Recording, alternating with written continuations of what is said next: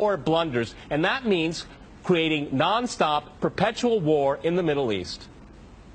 Well, I'm going to make this interesting and disagree with everyone. Okay. I do not accept the premise, which probably isn't too much of a surprise, but nonetheless, I reject the premise that the whole point of the so-called war on terror or investing in the Mujahideen was to somehow fight terrorism or to make a better world.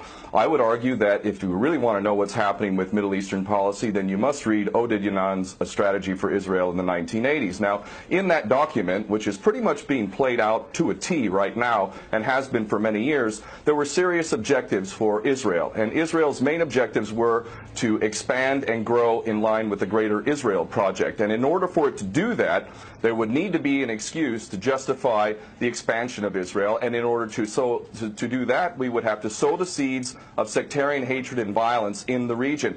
The number one target of this plan was Iraq. We've achieved that. That's not a failure. That's actually a success. Iraq is a failed state largely. It is an absolute basket case. Sectarian hatred is absolutely insane. We see the beheadings and all of this madness, and we think it's a disaster. No, it's not at all. In fact, it's all part of the plan to break up Iraq into 3 different states.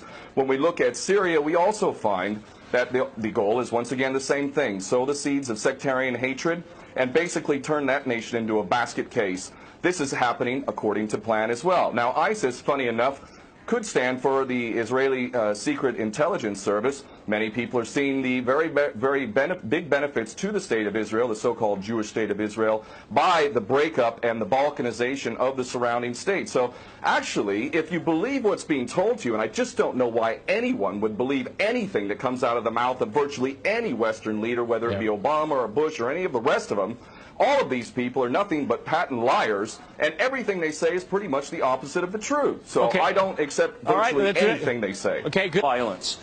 Barack Obama did not bite at the opportunity to get involved in Syria a year ago. In fact, at the time when he was ready to start bombing Assad, just about 13 months ago, and we have he backed off as soon as the first excuse came to mind. We've been supporting ISIS in Jordan, in Turkey, through our proxies in Saudi Arabia and Qatar. There is absolute continuity between the policies of Iraq and breaking it up and breaking up Syria as well. It is beyond naive to suggest that the U.S. doesn't have its fingerprints all over ISIS. In fact, tell me this: why has ISIS never once, or al-Nusra Front or al-Qaeda, not once have they attacked Israel? In fact, ISIS militants are getting medical attention in the Golan Heights and in Israel itself. What does that tell you? There is absolute continuity, but the actual policy, just like the Project for a New American Century laid out very clearly, that a, quote, new Pearl Harbor would be necessary to achieve this goal of full spectrum dominance. You could never tell the American people, or the world for that matter, we're going to fight wars of aggression where we're going to have to invade and occupy, we're going to have to spend hundreds of billions, if not trillions of dollars to achieve the goal of full spectrum dominance, which is to control, absolute control over air, land, sea, and space and cyberspace. The American people never would have bought it, so you can't tell them that. You have to tell them a bunch of lies, and we see this over and over again. What you have to do, Ken, if I can go... It would absolutely no question that there must always be a boogeyman. In fact, you're sitting in Russia now. For 50 years plus, we were fighting this Cold War that really was an absolute charade to begin with. There never really was a threat of a Soviet invasion. And for decades, we spent insane amounts of money developing nuclear weapons to the point of really completely, totally collective insanity. And here we sit today in a world that threatens a third world war with a policy that is clearly intended to totally destroy Syria. Let's see what happens.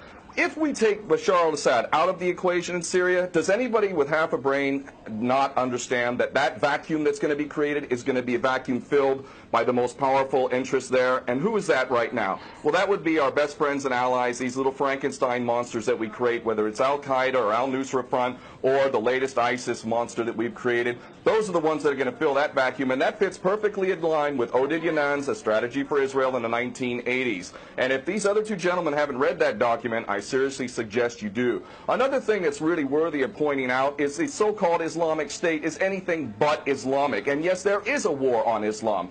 Islam is very understood by many Muslims around the world to be absolutely 100% forbidden for you to forcibly convert somebody to Islam or kill them.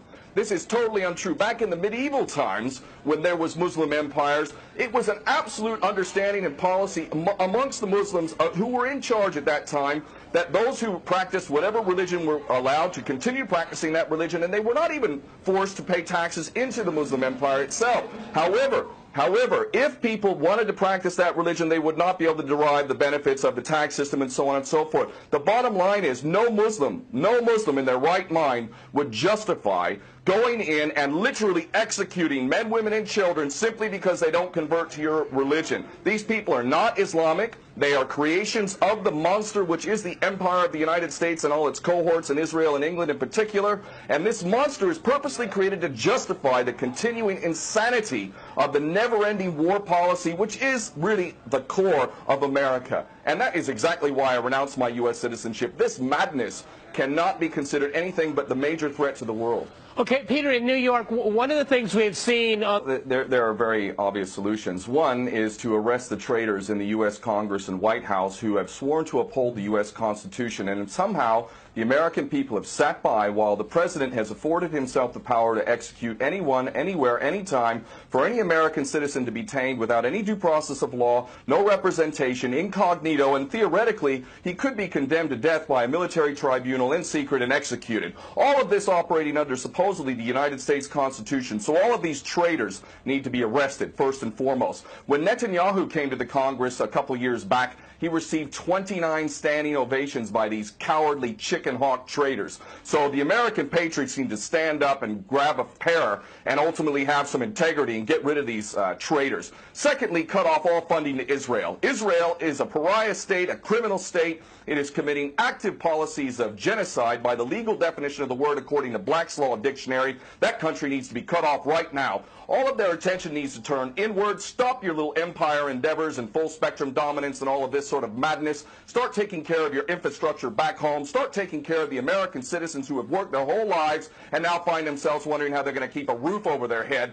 All of that is very obvious and very sensible. Or America can continue to decline into an absolute total pariah state, hated and resented around the world, and maybe bring the whole world into World War III. I would prefer that we do the former instead of the latter, but ultimately we need some serious change in government, and that means getting rid of these traitors. Okay, my